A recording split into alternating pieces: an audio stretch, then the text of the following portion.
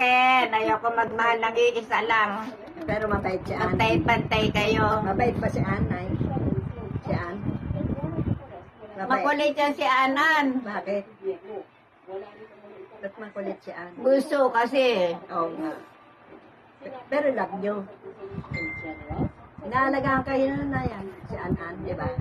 Inaalagaan din kayo na. Anan? Ay, nako. Ang sarili mo, ano mo.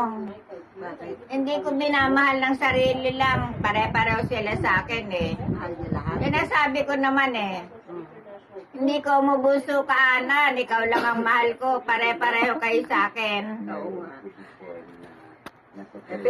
Sino pinakamamahal yung anak? Jojo. Jojo? Ah, Pare-pareho kayo kasi Jojo, mahal ko yan. Pero hindi ko sinasarili. Pagmamahal ko lang kay Jojo. bakit? Pantay-pantay kayo. Lahat kami. Kung si Ariel, kinukusumi ko eh. Nakukusumi ko kay Ariel eh. O, pare-pareho kasali din sa anak ko yan eh. Sa pagmamahal nyo. Love niya pala si Minoy. Mari? Oo, mahal ko din yan eh. Babae yan eh. Oo nga. Ang babae ko, 4. Ang lalaki ko, 2. Sino-sino ba yung anak niyong babae? Annabel, Ayi, Ana Marie, Ann, Yun sa mga lalaki?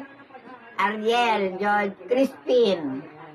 Yung ang pangalan ng boyfriend nyo? Yung boyfriend nyo, na yung pangalan? Nene, Yung asawa nyo?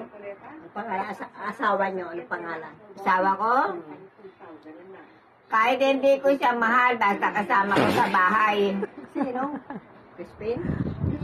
Tayo na. Hindi ko naman sinabing hindi ko mahal eh. Sino ba yun? Mahal ko rin siya, pero hindi lubos-lubos ang pagmamahal ko sa kanya lang. Kanino? Kay tatay? Tatay? Tatay Crispin? Ano kaya yun? Hindi niya lubos-lubos. Bakit sino ba yun na yung hindi niya lubos-lubos na minahan?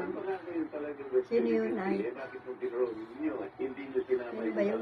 Isipin Si Ariel, nakakakonsumi yan eh. Bakit? Ano ba ginagawa ni Ariel?